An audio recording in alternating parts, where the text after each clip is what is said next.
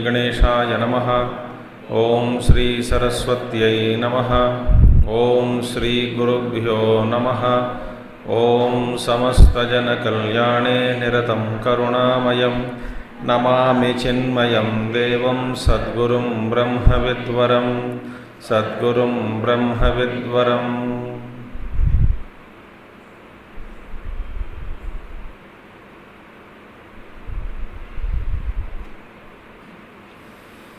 ओम व्यासं वसिष्ठनप्तारं शक्तेः पौत्रमकल्मषं पराशरात्मजं वन्दे शुकतातन्तपोनिधिं। व्यासाय विष्णुरूपाय व्यासरूपाय विष्णवे नमो वै ब्रह्मनिधये वासिष्ठाय नमो नमः। वसुदेवसुतं देवं कंसचाणूरमर्दनं देवकी परमानंदं कृष्णं वंदे जगद्गुरुं कृष्णं वंदे जगद्गुरुं।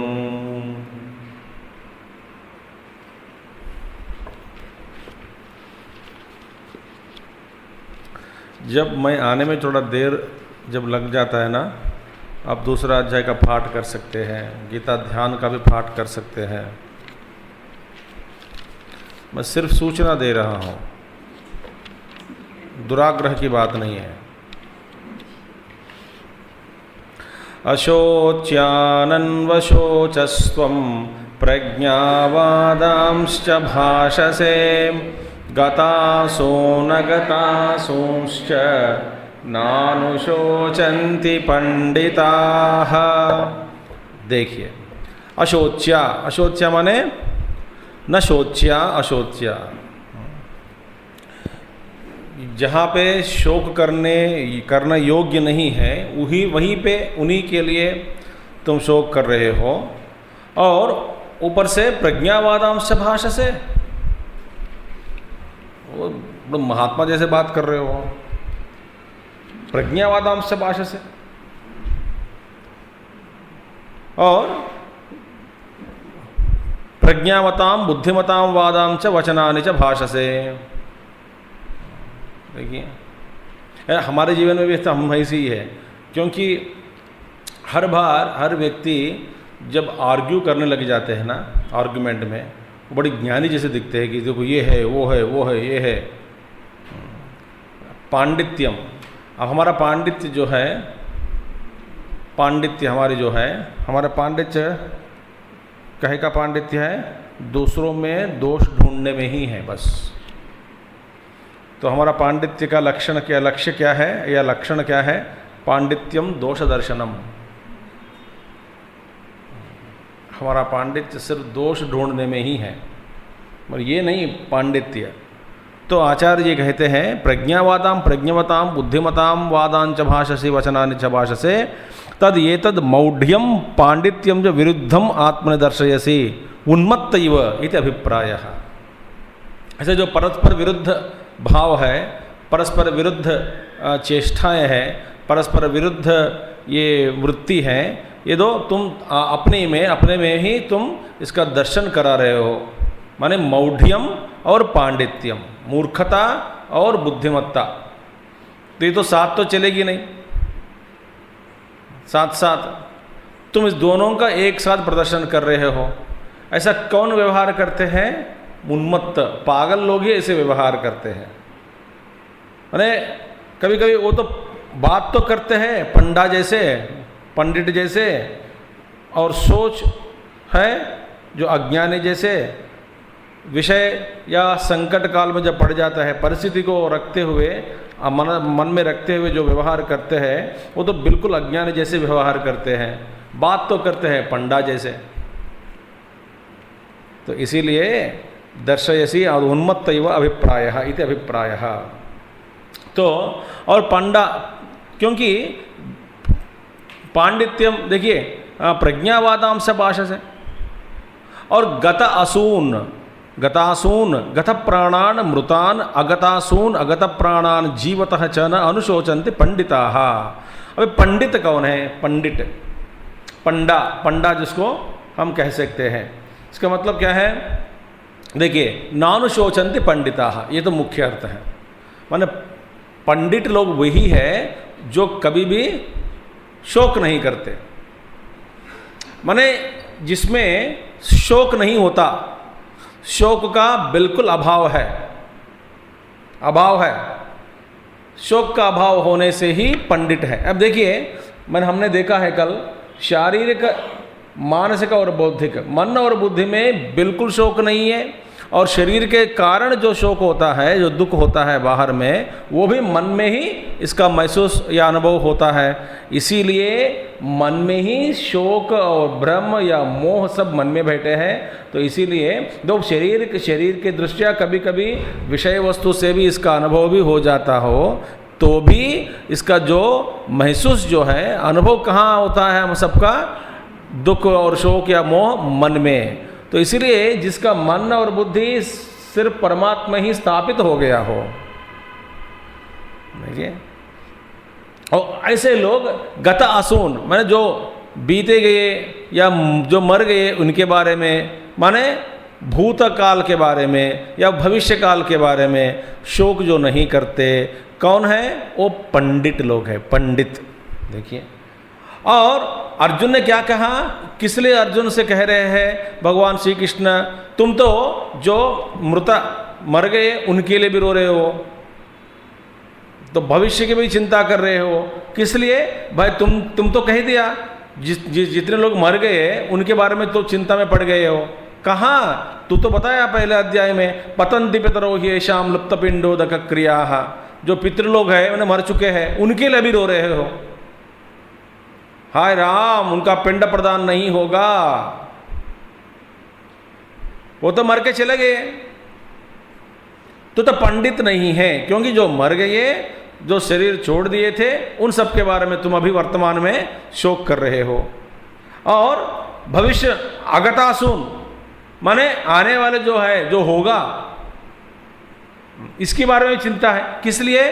तुमने कहा स्त्रीषु दुष्टासु वार्ष्णेय जायते वर्णशंकरः, युद्ध के बाद वर्णशंकर होगा, वर्णशंकर के बाद ऐसा होगा, ऐसा होने से ऐसा होगा। इस तरह की जो भविष्य की जो चिंता तुम रखे हैं मन में, तो माने तुम्हारे मन में भविष्य की चिंता भी है, जो मर गए उनके बारे में भी चिंता है। और एक ही अंतःकरण में, तुम्हारा अंतःकरण में मौढ़्यम और पांडित्यम दोनों का प्रकट कर रहे हो, विरुद्ध है परस्पर। इसीलिए उन्मत्तैव, माने तो पागल जैसे ही है। अभिप्रायः इति अभिप्रायः, उन्मत्तैव इति अभिप्रायः।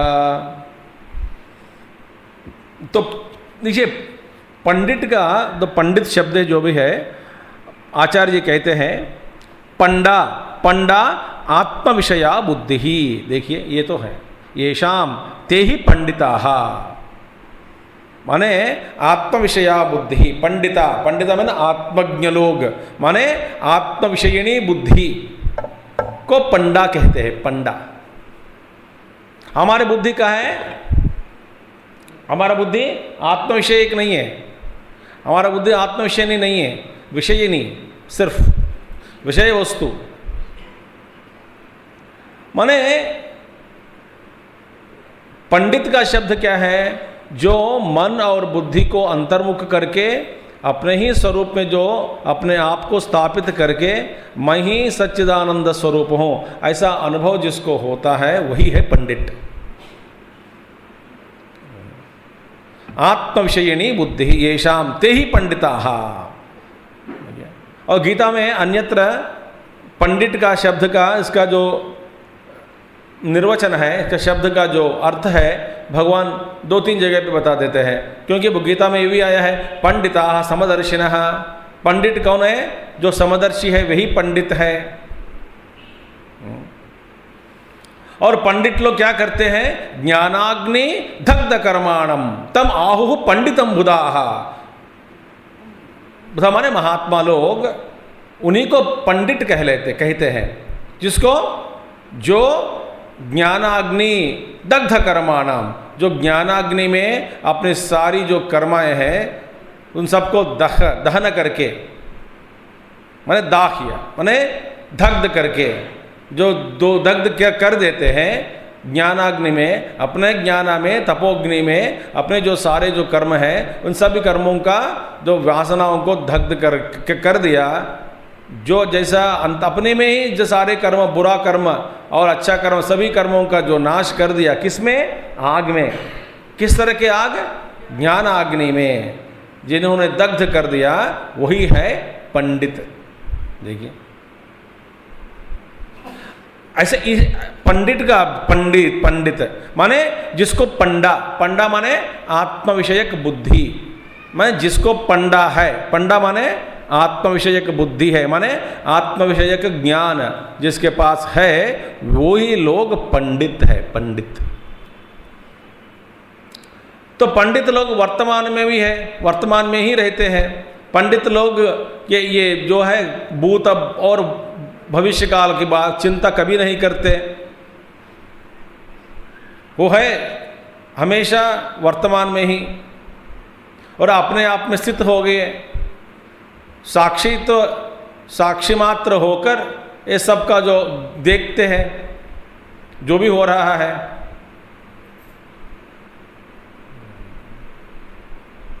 वो है पंडित। यस्मात् क्योंकि गतासून गत प्राणान अगत प्राणान जीवतः च अनुशोचन्ते पंडिताः। पंडा कौन है? आत्म विषया बुद्धि येषाम ते ही पंडिताः। पांडित्यम निर्विद्य, ऐसा एक बृहदारण्यक में पांडित्यम निर्विद्य माने पांडित्य को संपादन करके फिर वो चले जाके तपस्या करके ज्ञानोत्पत्ति के लिए प्रयास करके अपने जो ज्ञान है उस ज्ञान का अपना ज्ञान में निष्ठा को प्राप्त करके फिर ऐसी इस तरह से मोक्ष की और मोक्ष की प्राप्ति उनको होती है। ऐसा करके एक है मंत्र बृहदारण्यक उपनिषद में। तो माने क्या बोलते हैं यहाँ पे पांडित्यम निर्विद्य। निर्विद्य माने संपादन करके। पहला पांडित्य माने ज्ञान का संपादन, ज्ञान का संपादन करके उसी में फिर स्थित हो जाओ, तो वो है पंडित। माने दूसरे अर्थ क्या है? माने दूसरे ढंग से अब देखा जाए कि जिसके जीवन में कभी वो जब सोचता है कि मैं अभी शोक करूं, बस शोक करने के लिए उनको कोई निमित्त ही नहीं दिखता। जब सोचेंगे तो फिर मैं किस लिए शोक करूं? चलो मैं आपको एक उदाहरण देता हूँ, एक होमवर्क दे देता हूँ। चलो अब अगले बार जब शोक करना चाहते हैं ना, शोक करने से पहले इसका पहले जब सोचना कि मैं शोक करूँ या क्यों करूँ, ये शोक करने योग्य है या नहीं, या सोच के शोक करो। स्वामी जी शोक करते समय ऐसा सोच कहाँ से आते? सोचना मुश्किल है, सोच लगा दी तो फिर हम बंडा हो गए, ज्ञानी हो गए, वो तो नहीं होता है ना। मगर सोच के शोक करो, ये काहे का सिद्धांत है? जरा सोच ना, माने जरा सोच। शोक दुख भोगने से पहले, रोने से पहले हमको ये बस यही एक बार अंतःकरण में मन को समाधान करके अंतर्मुखी होकर एक बार सोच लो क्या ये शोक करने योग्य है या नहीं। इसका निमित्त ढूंढो, निमित्त, शोक का निमित्त ढूंढो, और निमित्त को ढूंढो। बस जो ऊपरी जो मिलती है ना निमित्त, उसको मत पकड़ो। इसका भी फिर अंदर थोड़ा भी अंदर जाओ, फिर अंदर जाओ और अंदर जाओ और अंदर जाओ। मैं बताऊं, इसका मूल में जाओगे तो मूल में आपको एक दर्शन देता है, एक। वो कौन है? परमात्मा नहीं, मोह। इसका मूल में किसका दर्शन होता है? मोह का दर्शन।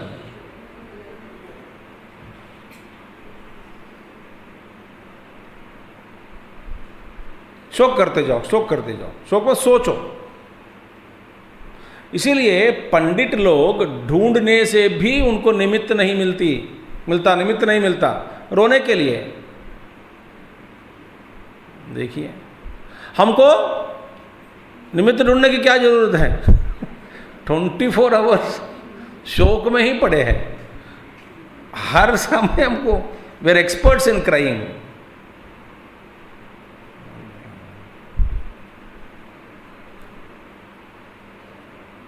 गुरुदेव कहा करते थे अपने दो प्रवचनों में, तो वो बताते थे कि व्हाट इज क्राइसिस। तो गुरुदेव कहते थे कि I reached home Swami ji, my wife did not smile, there was a crisis at home. Then Swami said, if wife didn't smile, is it a crisis?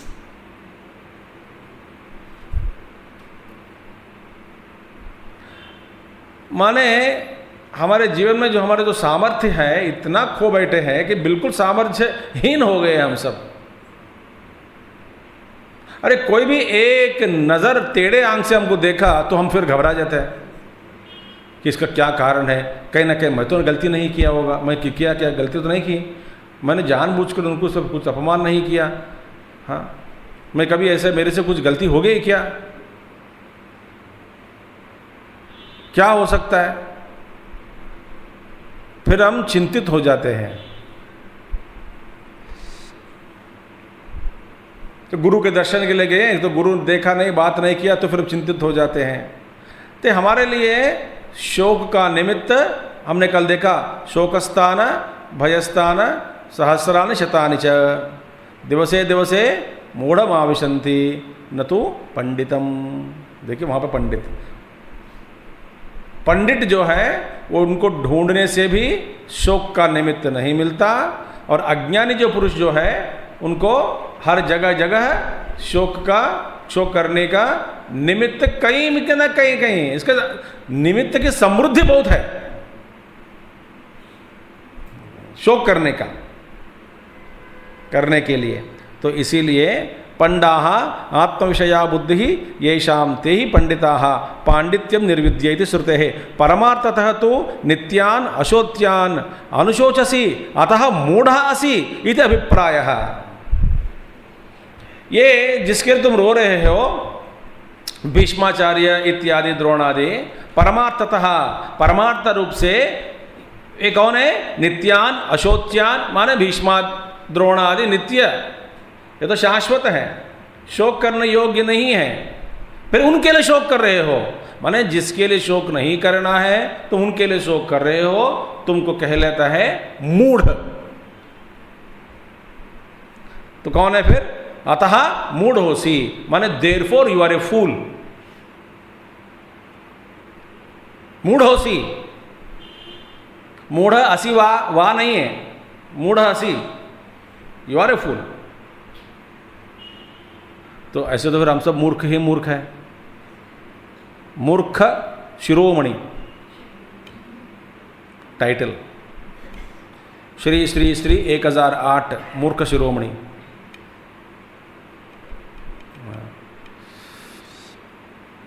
इसीलिए कुतः ते अशोच्याः, भैया आप बताओ, हाँ कि क्यों ये लोग अशोच्य हैं, माने शोचने में शोक करने योग्य नहीं है। कुतः ते अशोच्याः, किस लिए भैया? क्योंकि यतः नित्याः, क्योंकि ये सब शाश्वत है, कोई मरता नहीं। इसलिए आत्महत्या नहीं है। देह से अपने आप को अलग करने का आप आत्महत्या का नाम दे देते हैं उसको, वास्तव में आत्महत्या कभी नहीं हो सकती।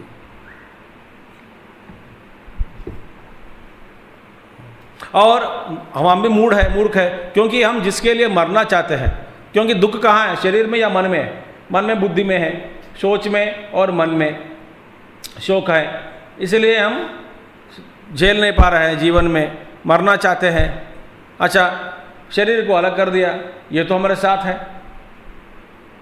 तो मरने के बाद ये दोनों सामने आके बताते हैं हमसे छुड़ाना, अपने आप को छुड़ाना चाहते हो, हम अभी भी है, अब क्या करोगे? हम है तेरे साथ, चल चल मेरे साथी, हाथी चलो। मैं तुम लोगों से अपने आप को बचाने के लिए मैं तो मर गया, तो पागल है। मर के भी हमसे कहां बचोगे, कैसे बचोगे बच्चू? ये है मन और बुद्धि। इसीलिए शोक करने योग्य नहीं है। क्यों? नित्याः, ये सब शाश्वत है। तो भगवान बताते हैं कुतः कथम, ये कैसे नित्य है? नत्वेवाहं जातु नासं, न त्वं नेमे जनाधिपाः, न चैव न भविष्यामः, सर्वे वयमतः परम्। न त्वेवाहं जातु नासं, न त्वं नेमे जनाधिपाः, न चैव न भविष्यामः, सर्वे वयमतः परम्। आपको जहाँ पे ये इसका जो जहाँ का इस तरह का ज्ञान आपको हो जाता है कि समझो नाम रूप का ही मिटाना हो रहा है, वास्तव में वस्तु का कभी उसका नाश नहीं हो सकता। आपको इसका ऐसा जैसा ज्ञान हो गया हो समझो, ठीक है? माने जिसके अंतःकरण में जिनमें ऐसा इस तरह के ज्ञान की उत्पत्ति हो गई। ध्यान से सुनना आप। माने देखिए, अब सोना देखो, चांदी देखो, मिट्टी देखो। अब मिट्टी से जितने भी आकृतियां बनती हैं, ये सारे आकृतियां नष्ट होने पर भी मिट्टी का नाश कभी नहीं होता। जिसका मन में ऐसा ज्ञान दृढ़ भाव से बैठ गया हो, फिर उसके जीवन में इस तरह का जो व्यवहार करने से, माने मिट्टी से जब संपर्क या मिट्टी से व्यवहार जब होता है और उस व्यवहार में वो अनेक प्रकार के आकृतियां की सृष्टि और उन आकृतियों की विनाश जब होने लग जाते हैं, है ना? इस व्यापार में, ऐसे व्यवहार में, इस व्यापार में, इस तरह के संपर्क में आदमी को यह ज्ञान हुआ कि मिट्टी का जो आकृतियां हैं वो तो शाश्वत नहीं है, मिट्टी तो शाश्वत है। तब उसको, उस व्यक्ति को, माने जिसमें इस तरह का ज्ञान हुआ, जिसको होता है, जिसके अंतःकरण में इस तरह का ज्ञान बैठा, तो उनको, उस व्यक्ति को फिर ये सारा जो व्यापार, ये सारा जो इसको मिट्टी के साथ संपर्क और मिट्टी के जो व्यवहार, ये सब जो भी होता है, ये सब एक बड़ा खेल के रूप में स्वीकार करते हैं कि नहीं? बताओ। उनके लिए बड़े खेल है भाई, खेलो ही खेल। माने किसी भी आकृतियां के प्रति उनका मोह नहीं है, ममता नहीं है। आकृति का विनाश, फिर आकृति की सृष्टि, जो चाहे जैसे बनाओ, और जब नाश करना है वैसे ही तुम्हें नाश कर लो अपने हाथों से। माने वे जानते हैं कि आकृतियां शाश्वत नहीं है, जो तत्व है, मृद तत्व, मिट्टी का जो तत्व है वो तो शाश्वत है। और इस ज्ञान में जो बैठा, तो उसके जीवन में मिट्टी के जितने भी चीज है, उसे जो भी, जिसमें जितने भी परिवर्तनशील है, सभी परिवर्तनशील है, सबका नाश होता रहता है, फिर भी अंतःकरण में दुख कभी नहीं होता, क्योंकि इसको ये सारे जो है व्यापार और सारे जो व्यवहार जो है उसको एक बड़ा खेल के रूप में स्वीकार करते हैं। क्योंकि खेल के रूप में स्वीकार करना नहीं, खेल ही है। अरे भाई खेल के रूप में स्वीकार करना ये अलग अर्थ हो गया, खेल ही है ऐसा समझकर व्यवहार करना अलग हो गया। अब देखो हमारे जीवन में एक आकृतियां बुझ गई, शोक चौथा, पांचवा, छठवां, सातवां, आप जो करने कर रोते रहते हैं। अरे भाई जिसके लिए ये सब दिया है वो अलग बात है, जिसके लिए करना रोने के लिए नहीं है, ये सब उसका दूसरा काम अर्थ का अलग है। सभी लोग मिलके जो मरा हुआ आदमी का स्मरण करके, स्मरण रोना नहीं एक्चुअली वो, अब वो सब जानते ही नहीं मैं क्या करूं।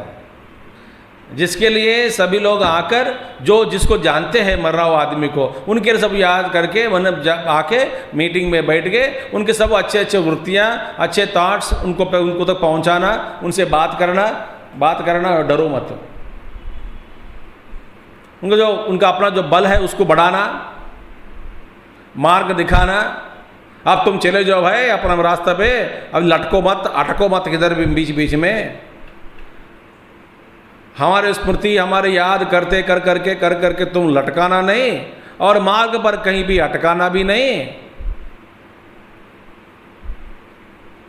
ऐसे इस तरह का, और तुम जिस तरह से जीवन जिया, तुमसे कुछ सीखने की हमको मिला तो उसको याद करेंगे। तुम्हारा तुमसे जो भूल हो गई, गलती हो गई, तो उन सबको हम भूल जाते हैं। इसका स्मरण करके तुम बार बार ये गिल्टी फीलिंग में मत आ जाओ, मत पड़ो भाई, चलो जाओ आगे चलो, आगे चलो। अब क्या है, शोक सभा माने ऑब्लिगेशन में चले जाते हैं, नहीं गया तो अच्छा नहीं दिखता, वो आज ही मरना है क्या। जिस दिन मैंने एडवांस टिकट, सिनेमा की टिकट बुकिंग करके रखा है, उसी दिन चौथा हुआ उसका। मेरे मन में बहुत इच्छा थी कि पहले दिन पहला शो देखने का मूवी, उसी दिन उसी समय में चौथा का समय आ गया। नहीं गया तो फिर मेरे चौथा में पहुंचेंगे नहीं है।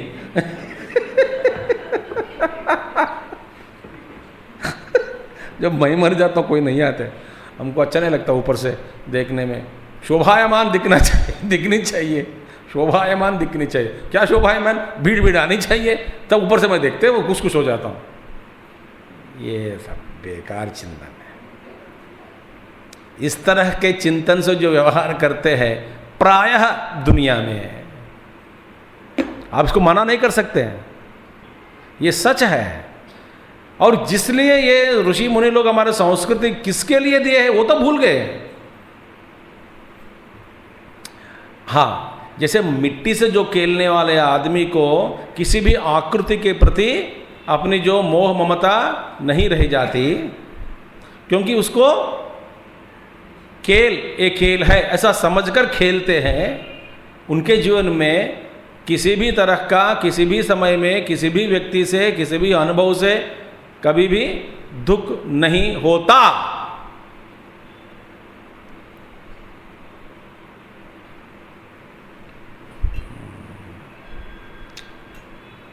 इसी को कह रहे हैं भगवान कृष्ण। ये सब आकृतियां हैं भाई, आकृतियां, तत्व अलग है।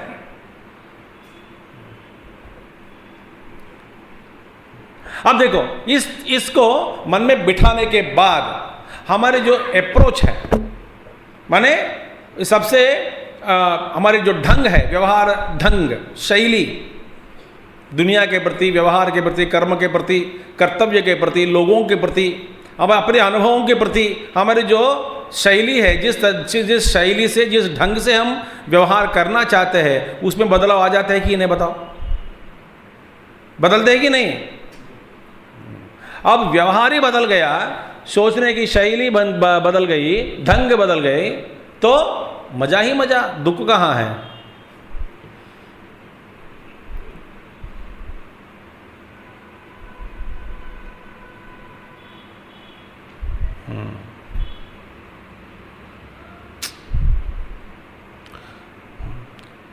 अभी देखिए, न तू एव जातु कदाचिद अहम न आसम किंतु आसम एव अतीतेषु देहोत्पत्ति विनाशेषु नित्यम एव अहम आसम इति अभिप्रायः। माने न तू एव जातु, जातु माने किसी काल में, किसी काल में अहम न आसम, अहम न आसम, मैं नहीं था, न तू, ऐसा नहीं है। किसी भी काल में मैं नहीं था, मैं नहीं रहा, ये ऐसा अनुभव कभी नहीं होता मुझे। मैं कौन हूं? परमेश्वर। मैं माने भगवान कृष्ण। इसीलिए अर्जुन से आगे कहते हैं कि अर्जुना, मैंने इतने अवतार ले चुका हूं, एक नहीं, उन सभी अवतारों के बारे में मैं जानता हूं। तेरी स्मृति तो नहीं है, मेरी स्मृति तो बनी रही। देखिए,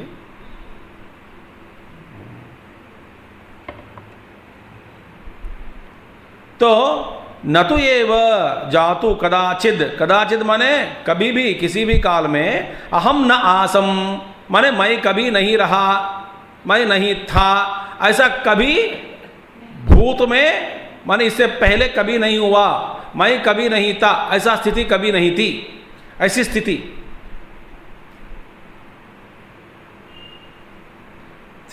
न तो एवं अहम जातु, अहम न आसम, अहम जातु न आसम, मैं नहीं था, ऐसा नहीं होगा। अच्छा, तथा तो अर्जुन ने बोला, तो आप तो परमेश्वर हैं, भगवान हैं, सर्वव्यापक है, सृष्टिकर्ता है, सर्वभोक्ता है, सब आप ही है। तो आप तो परमेश्वर हैं, आप तो कह सकते हैं कि मैं हमेशा के लिए हूं, मैं तो एक जीव हूं, शरीरधारी हूं। बोलते बाबा मेरे बारे में, तेरे बारे में ही यही सच है। नत्वम, तुम भी ऐसे ही है, माने तुम भी, तुम्हारे लिए भी ये जो प्रिंसिपल है, जो सूत्र है, ये लागू है। क्या सूत्र है? मैं कभी नहीं था, मैं इससे पहले कभी नहीं रहा।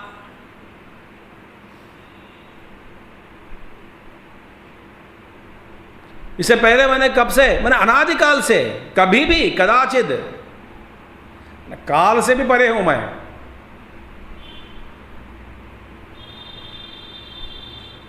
मैं तो शाश्वत।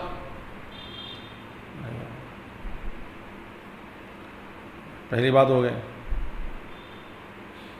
देखिए, अब मैं और एक बात बता देता हूं। जब इस मिट्टी से जो खेलता है आदमी, हाँ, उसको आकृतियों के अनेक प्रकार के आकृतियां बनाना, फिर उसको नष्ट करना, इसमें जो लग जाते हैं आदमी, लगता है वो तो लग गए।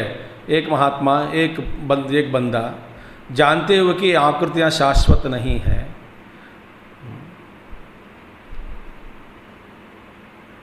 जब ये इस तरह का जो ये कभी नहीं था, माने आकृतियां शाश्वत नहीं है, मिट्टी जो है वो तो शाश्वत है। तो मिट्टी शाश्वत है, इस ज्ञान के कारण जब एक एक आकृतियां विनष्ट होते जाती है, तो उसके पीछे पड़कर कभी शोक नहीं करता। किस लिए भैया? ये देख रहे हैं वास्तव में आकृति की नाश हो रही है, मगर जो तत्व है उसकी नाश कभी नहीं हो सकता। वो देख रहे हैं। एक गुरुदेव उदाहरण दे देते हैं, देखिए, अच्छे उदाहरण। किसी के घर में सोने से बने हुए भगवान राम जी, सीता, हनुमान जी, लक्ष्मण जी, राम दरबार, सोने से बने हुए सब, और उन्हीं के पास खानदान से प्राप्त हुई परंपरा से एक रावण की प्रतिमा भी थी, सोने से बनी हुई।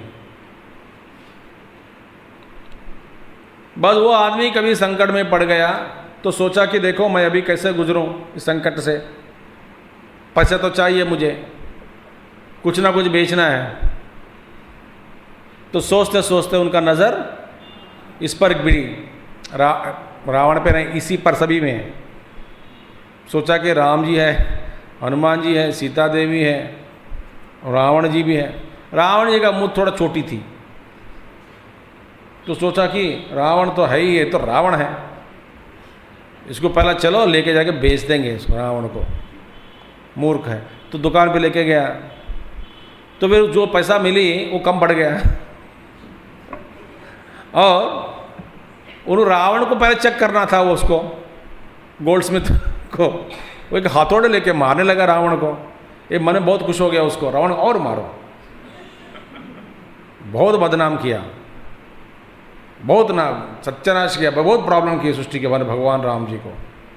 तो उन्होंने घिसा पहले सोना है कि नहीं चेक करने के लिए, कुछ उसका एसिड डाल दिया, उसका रूप रंग बदल दिया और थोड़े लेके मार दिया। पहले एक गोल गोल कुछ ऐसा आकृति बना दिया, फिर बिकॉज रावण ये तो ऐसे है ना, ठीक नहीं है ना, तो एक तोल के फिर दे दिया। अच्छा कितना है पैसा ले लो, कम पड़ गया तो घर गया, और भी चाहिए। पत्नी बोले और कुछ बेच के आओ।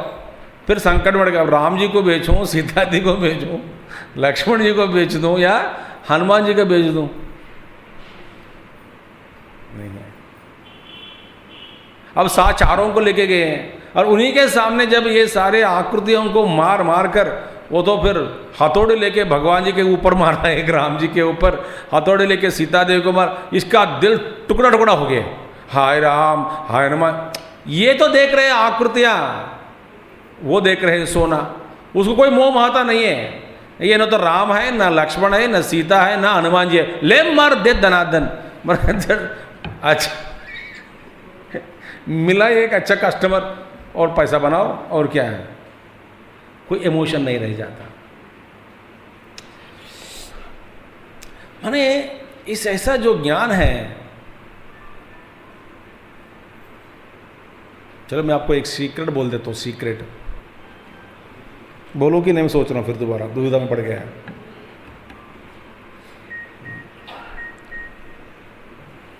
जब लोग बोलते हैं, चलो ये साधु बाबाओं का सीक्रेट है, ठीक है, trade secret of mahatmas, trade secret. कोई बीमार पड़ गया हो, अस्पताल में भर्ती हो गया, वो कोई महात्मा देखने गए, वो पूछता है बाबा जी मैं ठीक हो जाऊंगा क्या? बोले यार तुमको कुछ नहीं होगा, तुम ठीक हो जाओगे। दूसरा दिन गया, मैं ठीक हो जाऊँ, एकदम ठीक हो जाओगे, मगर उसका कंडीशन जो है वो घटते जा रहा है। बाबा जी रोज जाते तुम ठीक हो जाओगे, ये अनुभव से विरुद्ध है, अनुभव से विरुद्ध है। फिर बाबा जी का वचन मान लो, इनका वचन क्या मानो? तो फिर घर वाले देखते देखते एक दिन वो गुजर गया। फिर बाबा जी को गला पकड़े, तो रोज बोलते हो और दक्षिणा भी लेके जाते हो।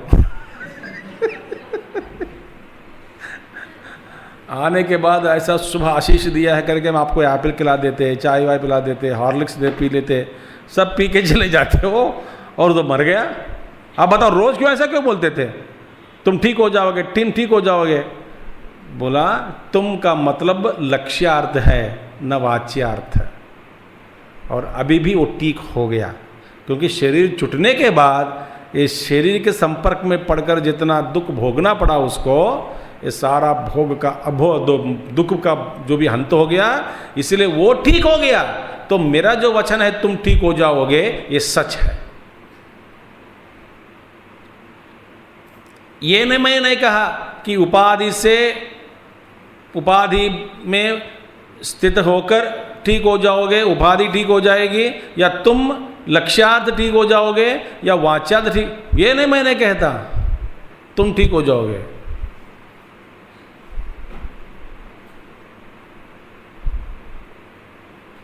मैं किस लिए कहा आपसे हमारा ट्रेड सीक्रेट? इसलिए कि फिर आइंदा हमसे आप पूछते नहीं। क्योंकि मेरी जवाब यही होगा कि तुम ठीक हो जाओगे। अब वाच्यार्थ या लक्ष्यार्थ वो भगवान से पूछो, तुम ठीक हो जाओगे, ये सच है।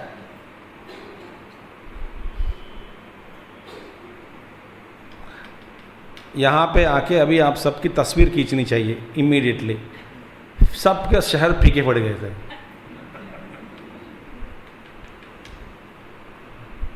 चेहरे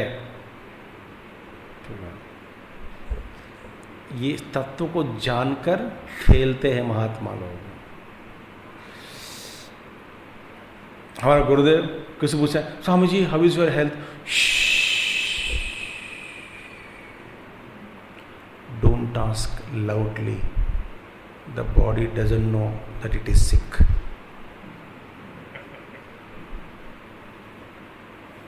ये तो जड़ पदार्थ है।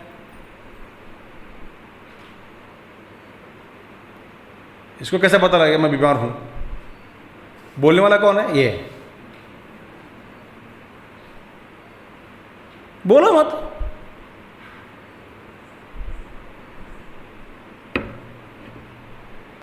तो इसीलिए किंतु आसम एव अतीतेषु देहोत्पत्ति विनाशेषु, देखिए देह उत्पत्ति विनाश से मैं अतीत हूं। इन सब जो देह की उत्पत्ति विनाश में भी मैं शाश्वत हूं। ये तो होता रहता है, उत्पत्ति विनाश, उत्पत्ति विनाश, देह की उत्पत्ति, देह का विनाश, देह की उत्पत्ति, देह का विनाश, वो तो चलते रहते हैं। इस चक्कर में मैं तो शाश्वत हूं। कौन? परमेश्वरः इति अभिप्रायः। तथा न त्वम न आसी ही किंतु आसी ही एव। ये बात ऐसी नहीं कि तुम कभी नहीं था, नहीं, तुम है, तुम भी थे। ये बिल्कुल गलत है। मैं ऐसे नहीं कह रहा हूं कि तुम नहीं था, नहीं नहीं, ये नहीं है कि तुम नहीं था, तुम थे। देखिए टू नेगेटिविटीज, टू नेगेटिव्स। ये नहीं था, ये नहीं है, नहीं था कि तुम नहीं था, मगर तुम था, आप थे। That's a beautiful thing. तथा न त्वम न आसी ही किंतु आसी ही एव। तथा न इमे जनाधिपाः, अरे भैया, न आसन किंतु आसन एव। देखिए ये सभी लोग नहीं, ना मेरे लिए नहीं, तुम्हारे बारे में नहीं, ये सभी राजा लोग जितने भी यहाँ पे है, सभी लोग थे इससे पूर्व। इन सभी का जो अस्तित्व कभी नहीं रहा, कभी नहीं थे, वर्तमान में कोई प्रकट हुआ, फिर बाद में फिर उसका अंत हो जाएगा, ये नहीं।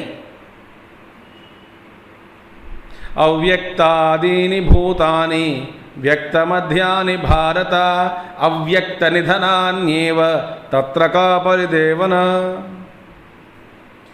बाद में आएंगे इस लोग। अरे बाबा, ये सभी लोग अव्यक्त थे। अब व्यक्त मध्यानि, बीच में व्यक्त हो जाते हैं, फिर अव्यक्त में चले जाता है। तत्र का परिदेवना। रोते क्यों? अरे भाई, जो मरना चाहते हैं, जो मर रहे हैं, मरने उसका जो हो गया शरीर का जो संबंध, स्पर्शी शरीर का पृथ्वी लोक से वर्तमान में इस जन्म में इस अवतार में संबंध हो गया, तो फिर जाना चाहते तो उसको क्यों पकड़ते हो? जाने दो ना।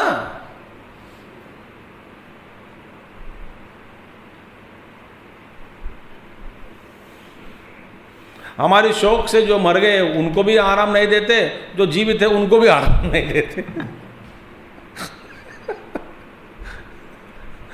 सही बात है कि नहीं?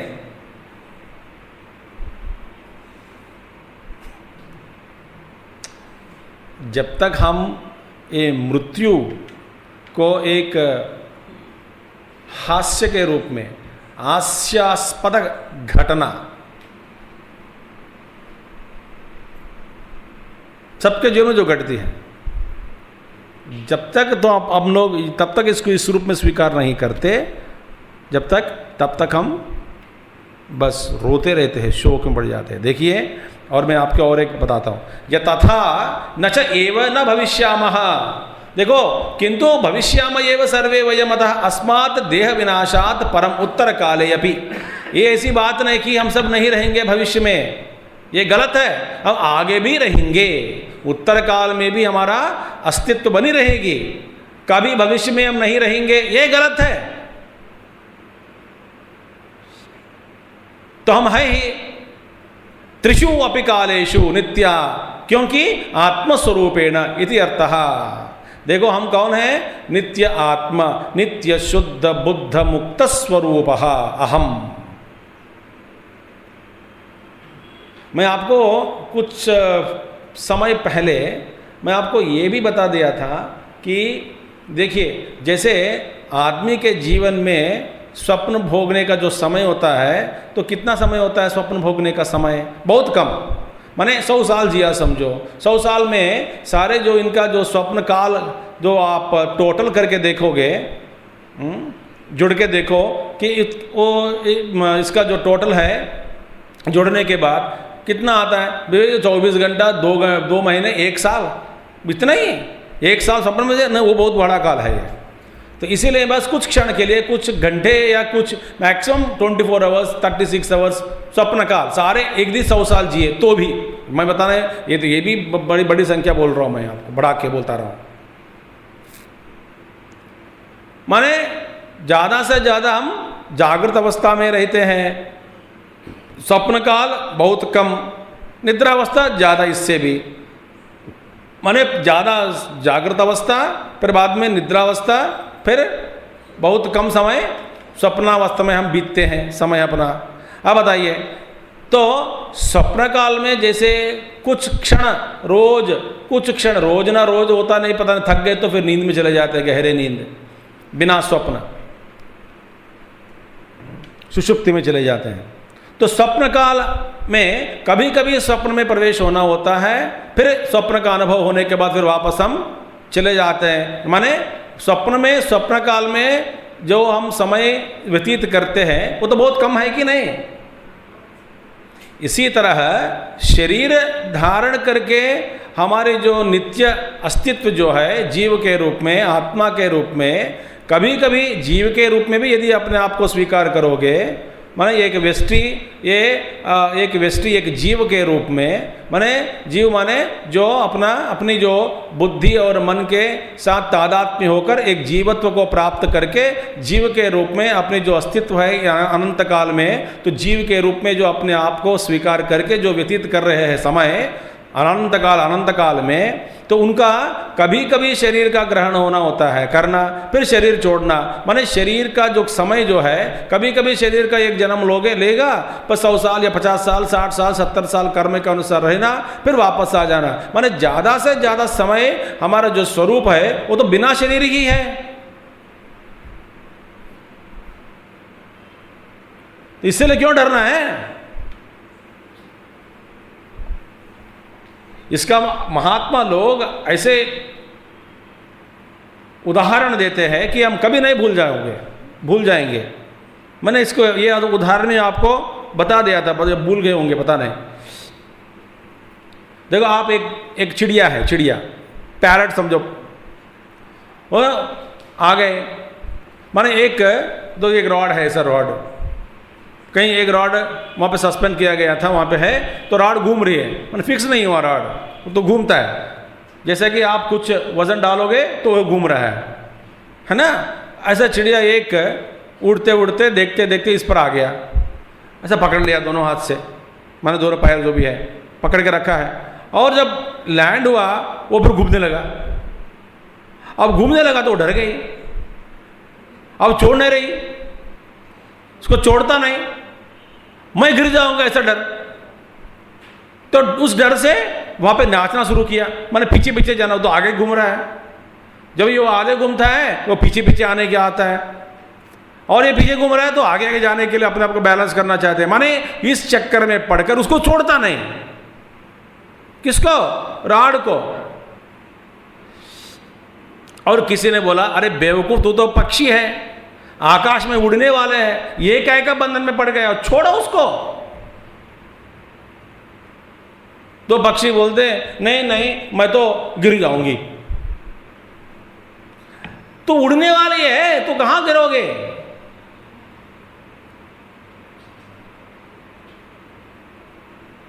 छोड़ के देखो, आश्रम में नहीं, बाहर।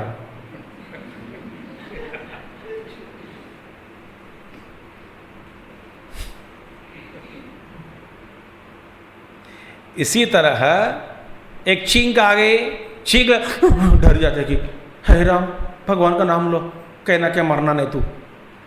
अरे भाई, इसी तरह हम पकड़ के रखे हैं शरीर को। वैसे अरे भाई, कहां से उड़ उड़ के आए? उड़ते हुए पक्षी पक्षी के जो बंधन, पक्षी उसके बंधन देखो पक्षी की,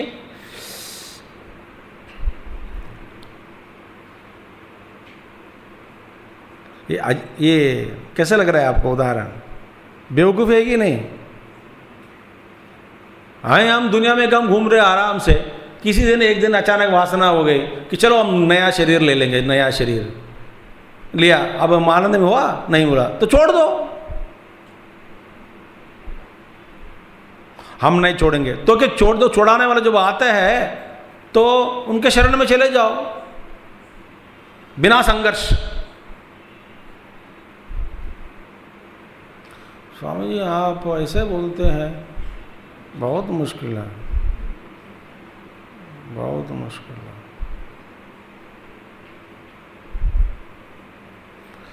जिस दिन हमको हमारे जीवन में ध्यान में ऐसा अनुभव हो जाता है कि मैं निर्विकार निर्विकल्प निर्विकार शरीर रहित, स्थूल सूक्ष्म शरीर रहित, मैं शुद्ध आकाशवत आत्मस्वरूप हूँ, मैं ही सबका आधार हूँ। मेरा ये शरीर आधार नहीं है, मेरे लिए शरीर मेरा आधार नहीं है, मैं ही शरीर का आधार हूँ। ऐसा जब अनुभव हो जाता है ना, तब इस श्लोक का जो तत्वार्थ है उसको अनुभव में आ जाते हैं। अच्छा देखिए, तो अब देखिए एवं शब्द का प्रयोग देखिए, वहाँ पे नत्वो एव अहम, एव शब्द का, एवं शब्द का श्लोक में किस लिए? यह निश्चित है, इन्वर्टेड कामास, माने यह निश्चित है, इसलिए एव का शब्द का, एवं शब्द का प्रयोग किया। सी नत्वेवाहम जातु नासम न च एव न भविष्यामः। एव माने ये निश्चित है भैया, ये निश्चित है, ये निश्चित है, इसको दिखाने के लिए एव का शब्द प्रयोग किया।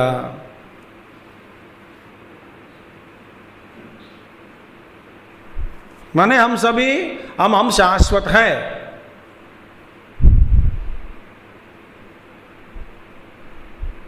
ये शब्द, फिर तू शब्द जो है, न तू एव अहम शब्द के द्वारा, तू माने तो आत्मा का जो देहादि से पृथकपन, माने विलक्षण आत्मा देहादि से अलग है, इसको दिखाने के लिए, इस पर जोर डालने के लिए तू शब्द का प्रयोग किया गया। तो यह निश्चित है। और देखिए, कभी हम नहीं थे, आगे भी हम नहीं रहेंगे, ये तो न्याय भाषा, न्याय परिभाषा, मैंने नव्य न्याय, न्याय देखो न्याय शास्त्र है ना, न्याय शास्त्र की परिभाषा से माने आत्मा प्रतियोगी नहीं है। किसकी प्रतियोगी? माने बताते हैं कि प्रध्वंस अभाव और प्राग अभाव। प्राग अभाव माने पहले अवस्था, हम कभी नहीं थे, ये गलत है, ऐसा नहीं, हम शाश्वत थे, कभी पैसे पहले भी थे, हम सब थे, मैं था, तू था, हम सब थे, माने प्राग अभाव, माने एंटीरियर नॉन एग्जिस्टेंस, ये बात नहीं है। क्योंकि न्याय शास्त्र में एक गड्ढा बन गया हो तो घट की उत्पत्ति, माने उत्पत्ति होने से पहले ये नहीं था, घट की नाश के बाद एक इसी घट, यही घट जिस मिट्टी से बनी, जिस काल में बनी, तो वो ही घट फिर उसका आगे भविष्य में इसका नाश के बाद नहीं रहेगी। तो ये घट जो है तो वर्तमान में ही प्रतीत हो रही है, वास्तव में इससे पहले ये नहीं था, आगे भी नहीं रहेंगे। इसको बोलते हैं प्राग अभाव और प्रध्वंस अभाव। मगर आत्मा जो है ये प्रतियोगी, इसका मतलब क्या है? तो प्रध्वंस अभाव का भी प्रतियोगी नहीं है, प्राग अभाव का भी प्रतियोगी नहीं है, क्योंकि ये तो शाश्वत है।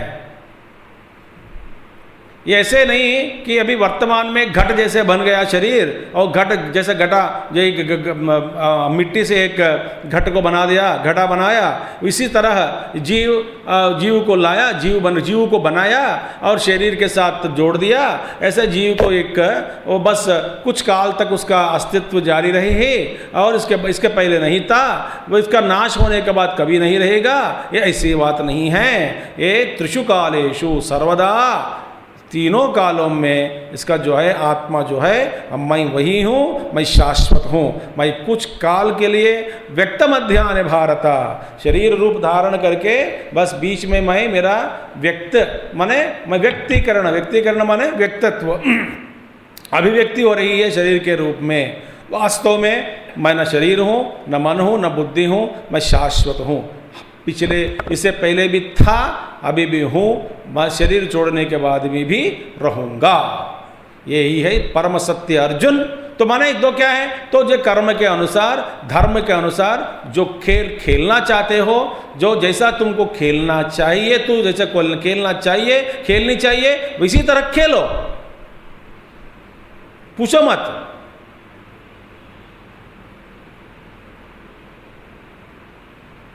रो मत। देह भेदानुवृत्तिया बहुवचनम न आत्मभेदाभिप्रायेण। भगवान शंकराचार्य जी बार बार हमको याद दिलाते हैं कि अद्वैत सिद्धांत, अद्वैत, क्योंकि बताते हैं कि देखिए इतने सारे आत्माएं कहाँ से निकली, आत्मा तो एक है। आप तो कह रहे हैं हम इमे जनाधिपाहा, ये सभी लोग, मैं भी था, तुम भी था, ये सभी थे, माने इतने लोग हो गए, तो सभी थे, सभी हैं, सभी रहेंगे। कितने आत्माएं हैं? आत्मा तो एक ही है। तो गाड़ी अपनी अद्वैत सिद्धांत बार बार बता दिया कि नहीं, तत्र तत्र दर्शयिष्यामः, हम अलग नहीं हैं, अब एक ही है तत्व, एक ही तत्व अनेक रूप में भास रहा है। तो देह भेदानुवृत्तिया बहुवचनम, देह भेद के दृष्टि से ही बहुवचन का प्रयोग किया गया, न आत्मभेदा अभिप्रायेण, आत्मभेद के अभिप्राय से नहीं है भैया, देह बुद्धि से ही। इसलिए हनुमान जी कहते हैं भगवान राम जी से, क्या कहते हैं, देह बुद्धिया दासोहम, जीव बुद्धिया त्वदंशकः और आत्मबुद्धिया त्वमेवाहम। हनुमान जी कहते हैं भगवान राम जी से, राम जी शरीर दृष्टि से मैं आपके सेवक हूँ, जीव के रूप में मैं आपका एक अंश हूँ, और आत्म रूपेण मैं कौन हूँ, आप ही हूँ। ऐसा हनुमान जी बोलते हैं भगवान राम जी से। तो जब हर समस्या का समाधान कहाँ पर है, ये परिवर्तनशील जगत में। अब देखिए एक बार थोड़ा 2 मिनट के लिए हम सोचेंगे कि जब हम जिसको समस्या समस्या समस्या हम कहते हैं, समस्या का मतलब क्या है, समस्या माने क्या है? समोसा?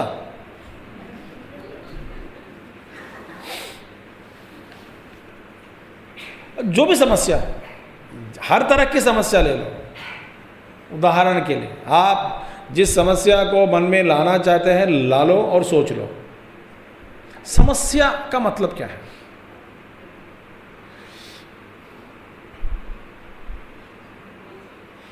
हमारे मत के अनुसार, मत माने हिंदू मत नहीं है, अभिप्राय, हमारा मत अभिप्राय के अनुसार जो चीज़ जैसा रहना है, यदि वो चीज़ या अनुभव व्यक्ति ऐसा नहीं रह जाता तो हम सोचते हैं कि जो इस चीज़ का स्वस्थता इसी में है, मगर वो अपनी जगह से अट गया हो तो उसको हम समस्या बना देते हैं, माने उसी को हम समस्या कहते हैं। अब मैं एक बार बोलता हूं, पूछता हूं कि इसका निर्णय कौन करेगा?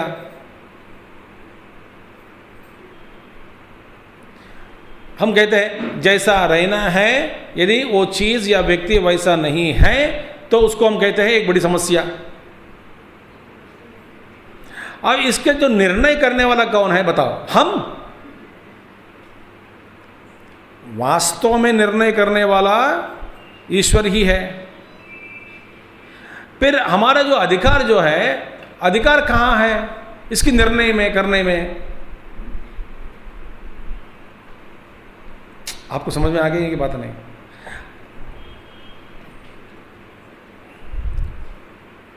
आया कि नहीं बात? निर्णय कौन करेगा बताओ? ईश्वर करना चाहिए। हम कहते हैं कि बेचारा इसको ऐसा नहीं होना चाहिए था, फिर भी उनके जीवन में ऐसा हुआ। देखिए, ये वाक्य के बिना यदि आप उनकी सेवा कर सकते हैं तो करो। तो आप कौन है बोलने वाला कि इसके जीवन में ऐसा नहीं होना था? माने ईश्वर बेकार पड़ा है?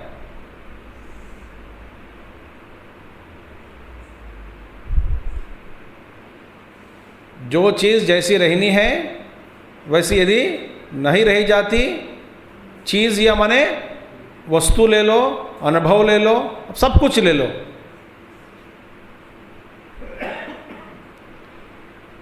हमारे हिसाब से जैसे रहनी है वैसी नहीं है। देखो, हमारे अभिप्राय के अनुसार तो जैसी रहनी है वैसी नहीं है, नहीं रही है, इसीलिए ये इसको हम कहते हैं समस्या। अब मैं बताता हूं, ये चीज ऐसे ही रहना है, इस चीज को इसी स्थान पर, इसी रूप में, इसी रंग में, इसी काल में, यही काम करते हुए, इसी तरह लोगों की भलाई करते हुए ये चीज ऐसा वर्तमान में रहना है। माने इसका निर्णय करने वाला कौन है, आप या ईश्वर? कुछ भी हो जाए, क्योंकि कुछ काल के बाद न पृथ्वी रहेगी, न चंद्रमा, न सूर्य। अब वर्तमान में हम कहते हैं कि पृथ्वी अपनी जो ऑर्बिट है जिस पर हम घूमती रहती है पृथ्वी माता, तो पृथ्वी के बस जो जैसी है इसी समय वैसे ठीक है, जो जैसी चल रही है वैसे ही ठीक है। इसका निर्णय हम वर्तमान में हम कर रहे हैं। वास्तव में प्रभु जाने कब तक चलनी है ऐसे।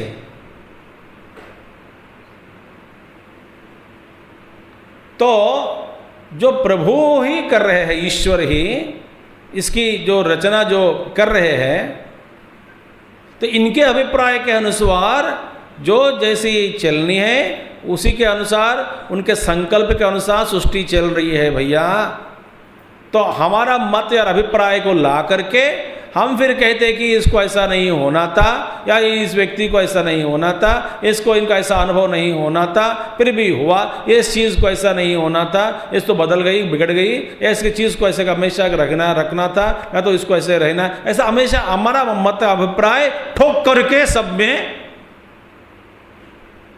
फिर उसको समस्या बना देते हैं। मैं क्या कहता हूं, इस तरह के वाक्य के बिना, वाक्य के प्रयोग अनुसंधान के बिना आप किसी की जीवन में यदि मदद कर सकते हैं तो करो, सेवा करो। वेदांती जो बनना इसका मतलब ये नहीं कि निर्लज्ज व्यवहार, न तो निर्दय पूर्वक व्यवहार करना, ये गलत है। वेदांत हमसे ये नहीं कहते, वेदांत बोल दिल में प्यार भरो। मगर ऐसा जो प्रश्न है वो जानते हुए सेवा करो। देखिए, हर बच्चा को ऐसा नहीं होना था फिर भी हो गया, क्यों हुआ पता नहीं, ये सब के अलावा ये सब हटा करके सेवा करो। अब इसकी हालत ठीक नहीं है तो ये सेवा करो, इलाज कराओ, डॉक्टर के पास लेके जाओ, दवाई पिलाओ, जो करना है करो, प्रेम दो, शक्ति दो, बगल में बैठकर उनको जो करना है करो, ये तेरा ही स्वरूप है। मगर ये मत पूछो ऐसा नहीं होना था, इनको ऐसा क्यों हुआ, मुझे पता नहीं, ये सब वाक्य बेकार है।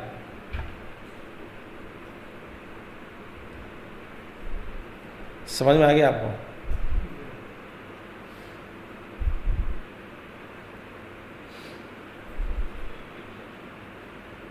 स्वामी को ऐसा नहीं चिल्लाना था फिर भी चिल्ला रहे, क्यों चिल्ला रहे? इलाज कराना तो कराओ हमको। फिर कमरे में इलाज कराएं तो आ जाओ और चिल्लाऊंगा। मतलब यही है, समस्या करके हम जिसको कहते हैं वास्तव में कुछ हट गया हो अपनी जगह से, अपने आप के अनुभव के अनुसार, उसको समस्या कहते हैं।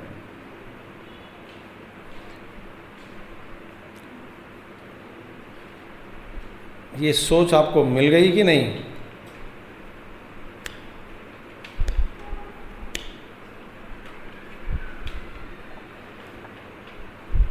और इसका और एक थोड़ा आगे भी जा सकते हैं। और एक विचार है, समस्या, उसका समाधान या सॉल्यूशन जो भी है।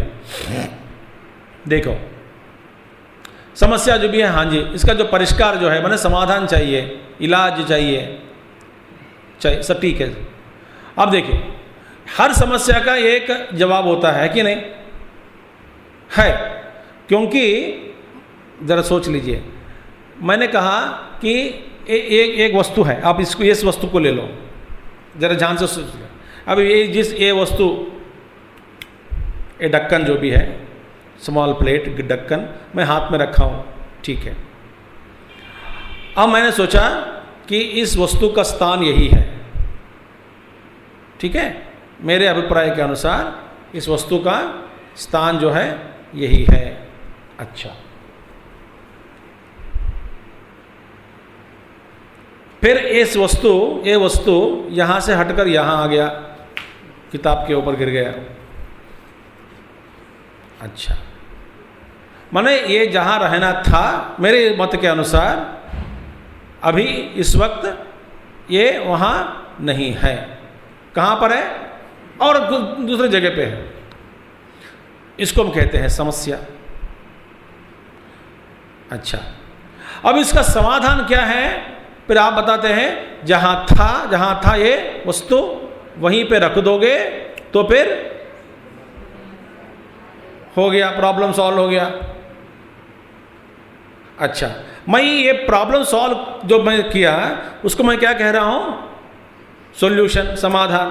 अब बताओ, पहले कहां थी? यही थी। अब बताओ, समस्या पहले उत्पन्न हुई या समाधान? हाँ,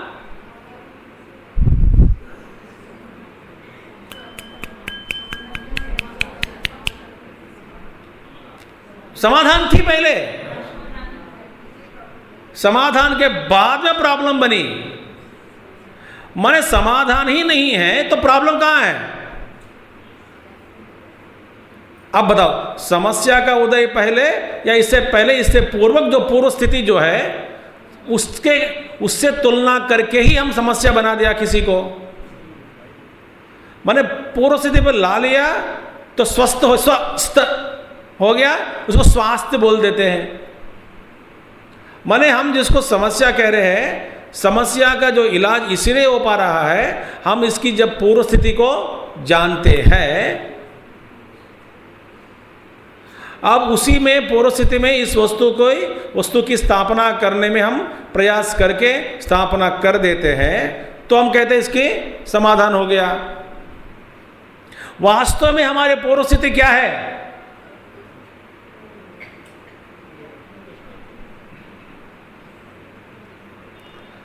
तो समस्या कहां थी? तादात्म्य में है। समाधान कहां है?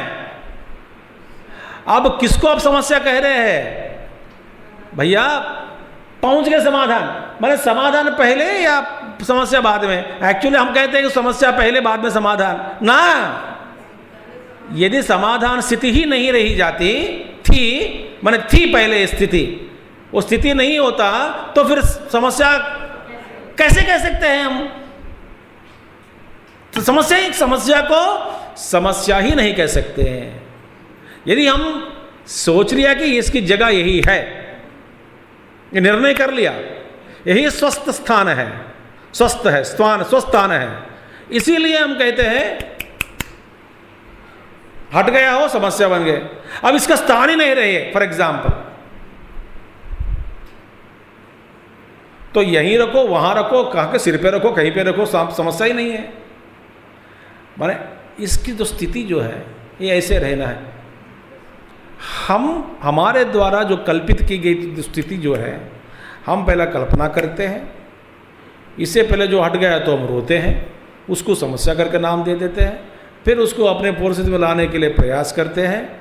मगर भगवान बताते हैं कि कुछ भी पूर्व स्थिति में आती नहीं, क्योंकि सब परिवर्तनशील है, सब विनाश की ओर ही जा रहे हैं।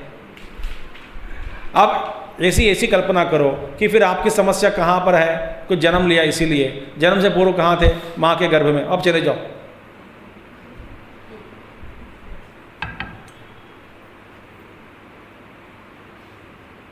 फ्री बोर्डिंग एंड लॉजिंग वहाँ पे अंदर, काम धंधा नहीं, बस ऐसे बैठे।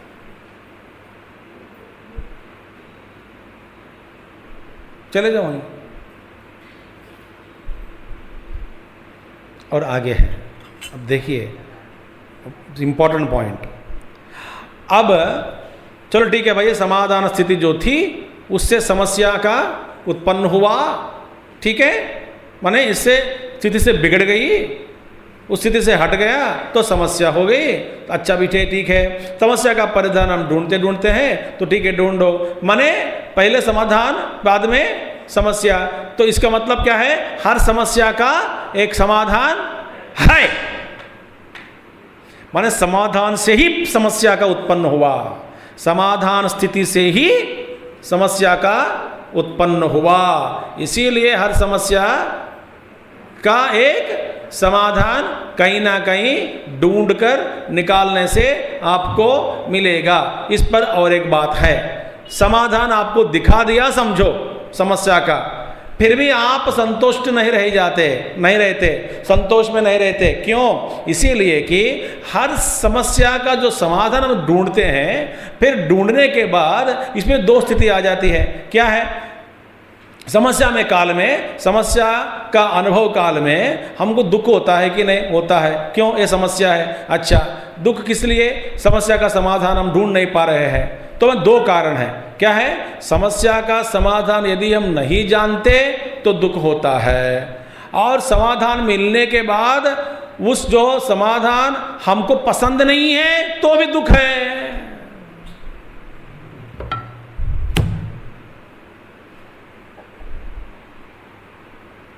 अब फिर कहां चक्कर में पड़ गए? हमको हर समस्या का समाधान चाहिए और हमारे अभिप्राय के अनुसार चाहिए। अरे चक्कर में पड़ गए, हाय।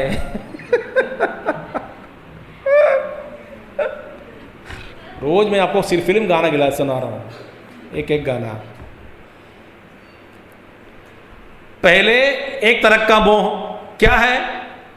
ये चीज यही रहना है, इससे हट गया। इसलिए मैं बता, ये बारे निर्णय करने वाला कौन है? तो इसीलिए महात्मा लोग कहते हैं, जो जैसे है वैसे ठीक है। जाहि विधि राखे राम, ताहि विधि रहिए। ये जाहि विधि राखे राम, ताहि विधि रहिए के पीछे इतना फिलॉसफी पड़ी है, इतनी फिलॉसफी।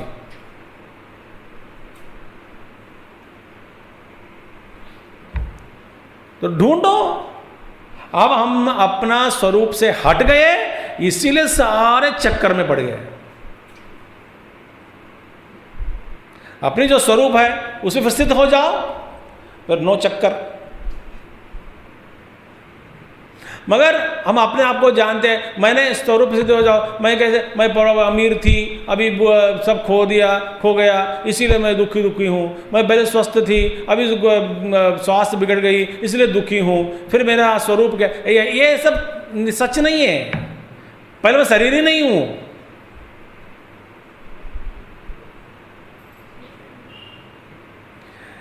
इस तरह का बेकार में विवेचन छोड़ करके जो आप सेवा कर सकते हैं, दुनिया को सेवा कीजिए। ऐसे मत पूछो कि बेचारा ऐसा नहीं होना, तब पता रहे बेटा तुम कैसा क्यों हुआ पता नहीं, ये सब छोड़ दो, बेकार है। इससे अच्छा ये अननेसेसरी वरी से आप 2 मिनट जान करके उसके लिए करोगे कुछ, वो बड़े फायदा है। 5 मिनट रोने के लिए चले जाते हो, 5 मिनट रोना बंद करो, बेकार थॉट एनर्जी वेस्ट हो रहा है। वहाँ पे बैठो, मन में एकाग्र भाव से भैया जो गुजर रहा है उनको गुजरने के लिए शक्ति दे दो, बुद्धि दो, ताकत दो। मे ही बी ऑल राइट, बोलना तुम ठीक हो जाओगे। अब गारंटी, अब मेरे पास कोई नहीं आएगा, लिख के दे देता हूं, कोई पूछेगा नहीं भी, तुम ठीक हो जाओगे।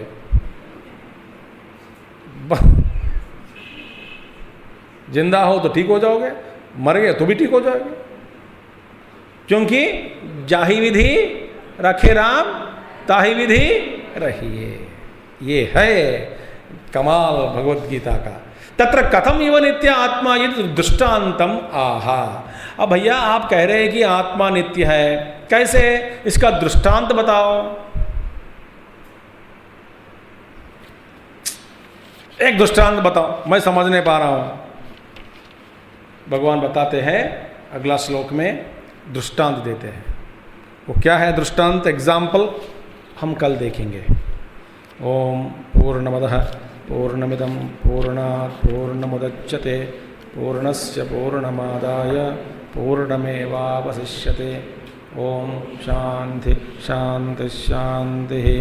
हरिः ओम श्री गुरुभ्यो नमः। हरिः ओम सद्गुरुनाथ महाराज।